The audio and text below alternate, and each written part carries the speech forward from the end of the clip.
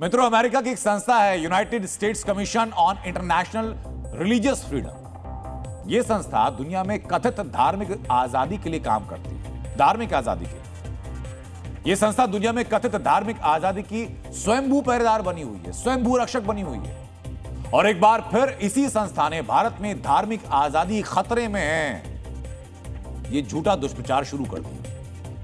इस बार भारत विरोधी नैरेटिव के निशाने पर देश के 3 लोकप्रिय मुख्यमंत्री हैं और इसीलिए अब हम अमेरिका में बैठे भारत विरोधी जहरीली मानसिकता से लैस नैरेटिव बाजों की वैचारिक मरम्मत करने वाले हैं। खुद को दुनिया का नीति नियंता मानने वाले अमेरिका के संस्था United States Commission on International Religious freedom ने कथित धार्मिक आजादी पर सुनवाई की।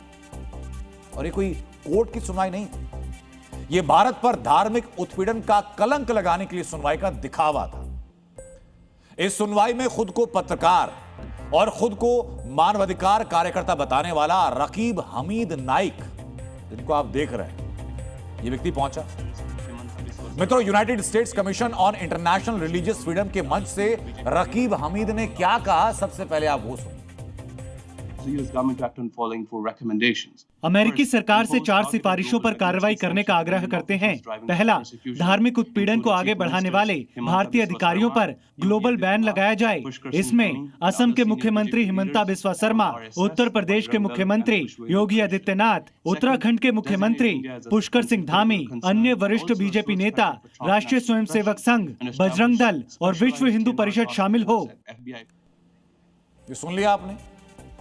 अब समझिए कि भारत के 3 लोकप्रिय मुख्यमंत्री जो लोकतांत्रिक व्यवस्था से चुन करके मुख्यमंत्री पद पर आसीन हुए, अमेरिका के कथित धार्मिक आजादी के रक्षकों के निशाने पर हैं। ये कथित रक्षक हैं।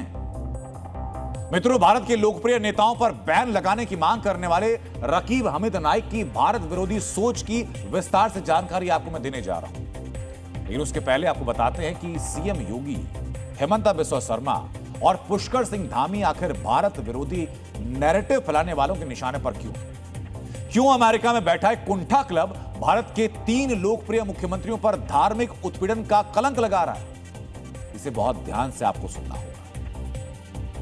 सीएम योगी के शासन में उत्तर प्रदेश में 2017 से 2025 तक 10,000 से ज्यादा एनकाउंटर हुए। माफियाओं का खौफ खत्म हुआ है। उत्तर प्रदेश की यही शांति अमेरिका में बैठे कुंठा क्लब को चुभ रही है। उत्तर प्रदेश में लव जिहाद के खिलाफ कानून बना, कोर्ट ने इस कानून को बरकरार रखा। बेटियों को बरगलाने वालों के खिलाफ यही सख्ती इन नैरेटिव बाजों को खटक रही है। उत्तर प्रदेश जीडीपी 2017 के 12.90 लाख करोड़ से बढ़कर 2024-25 में 25 लाख करोड़ तक पहुंची। यही तरक्की भारत विरोधी प्रोपेगेंडा फैलाने वालों को जला रही है। और सबसे बड़ी बात कि भगवा पहनने वाला एक मुख्यमंत्री इन एजेंडाधारियों को चुभता है। और जानते हैं कि असम के मुख्यमंत्री हिमंता बिस्वा शर्मा पर बैन लगाने की मांग क्यों की जा रही है? क्योंकि हिमंता बिस्वा शर्मा ने घुसपैठ से होने वाले खतरे को लेकर आगाह किया, डेमोग्राफी में बदलाव को लेकर रेखांकित किया। घुसपैठ के खिलाफ यह एक्शन अमेरिका में बैठे हुए कथित धार्मिक आजादी के ठेकेदारों को पसंद नहीं आता है। हिमंता ने बांग्लादेशी घुसपैठ के खिलाफ एनआरसी प्रक्रिया को आगे बढ़ाया। बच्चों का शोषण रोकने के लिए चाइल्ड मैरिज प्रोहिबिशन एक्ट को सख्ती से लागू किया ताकि बच्चों की छोटी उम्र में शादी ना हो। अब सोचिए जरा, हिमंता ने वो काम किया जिससे भारत की सुरक्षा, भारतीय नागरिकों की सुरक्षा सुनिश्चित हो, भारत के संसाधनों की रक्षा हो।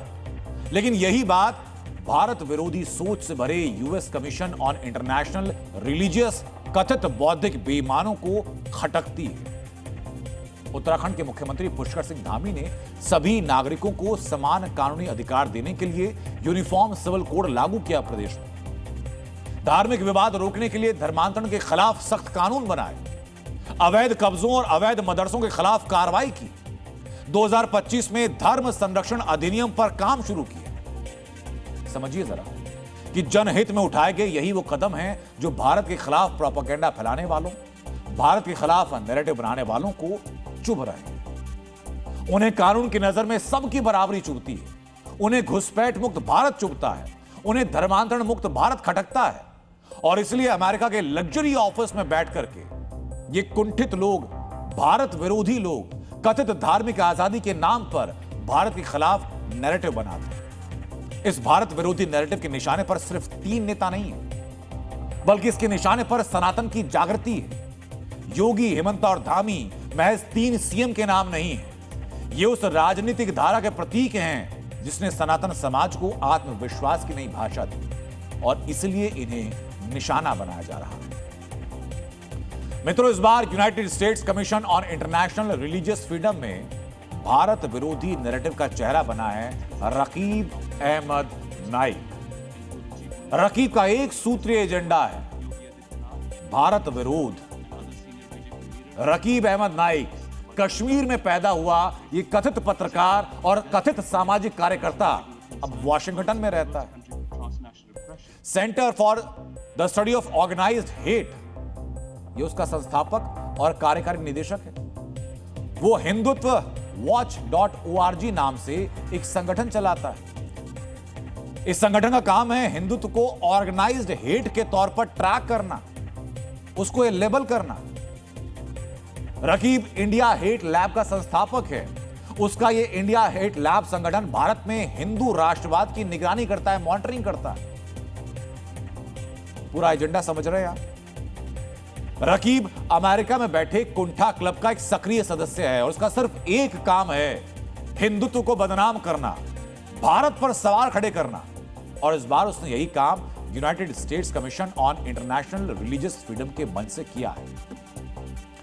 मित्रों, रकीब जैसे भारत विरोधियों को US commission on International Religious freedom मंच देता है, लेकिन जानते हैं क्यों देता है?